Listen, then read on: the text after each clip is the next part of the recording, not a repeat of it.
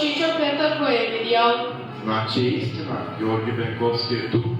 Чукайте хора, нали това ви думам и горковата чека е добил? Ето го, идва. Добре си дошъл, војводо. Иде ли свободата, војводо?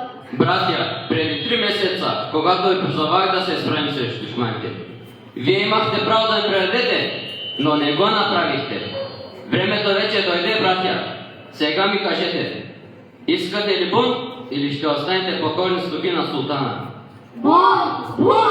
На оръжие, братя! Свобода! Свобода!